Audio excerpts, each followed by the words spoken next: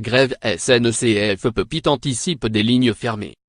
Le président directeur général de la SNCF Guillaume Pepite a prévenu dimanche qu'il y aurait des lignes fermées en raison de la grève qui commence lundi, tandis que la ministre des Transports Elisabeth Borne a fustigé un mouvement incompréhensible.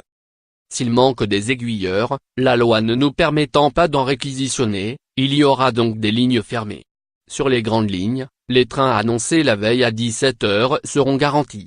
Nous enverrons un mail ou un SMS à toutes les personnes qui ont une réservation pour confirmer ou infirmer la circulation de leur train la veille à partir de 17 h, a expliqué le patron de la SNCF, dans une interview publiée dans le journal du dimanche.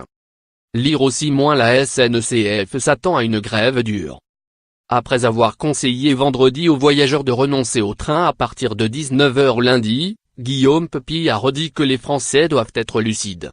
Nous avons dit et répété qu'il y aurait très peu de trains du 2 avril au soir au 5 avril au matin. Il ne sera donc pas raisonnable de venir dans une gare si votre train n'est pas confirmé. C'est pour cela que l'on a fermé les réservations pour les jours de grève. Lorsque l'on y verra plus clair on pourra en rouvrir certaines. La CGT, premier syndicat du groupe, l'UNSA, deuxième, et la CFDT, quatrième, ont appelé les cheminots à faire grève de lundi à 19 h jusqu'à 8 h jeudi. C'est le premier des préavis de 2 jours de grève sur 5 qu'ils pourraient déposer jusqu'à fin juin pour contrer la réforme de la SNCF voulue par le gouvernement. Sudrail, troisième syndicat, a déposé de son côté un préavis de grève illimité, reconductible par 24 heures, qui débutera à 20 h lundi. Par ailleurs, Guillaume Pepite a anticipé la difficulté de la succession des séquences de grève. 3 jours après la reprise du trafic, une nouvelle séquence de grève démarrera. Cela va désorganiser complètement la production. Exemple, si l'entretien technique d'un train ne peut être fait à cause de la grève, il ne pourra plus rouler.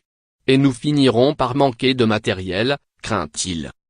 Une grève très pénalisante pour la ministre des Transports. Dans le même temps, un sondage de l'IFO pour le JDD, montre que le soutien à la grève monte.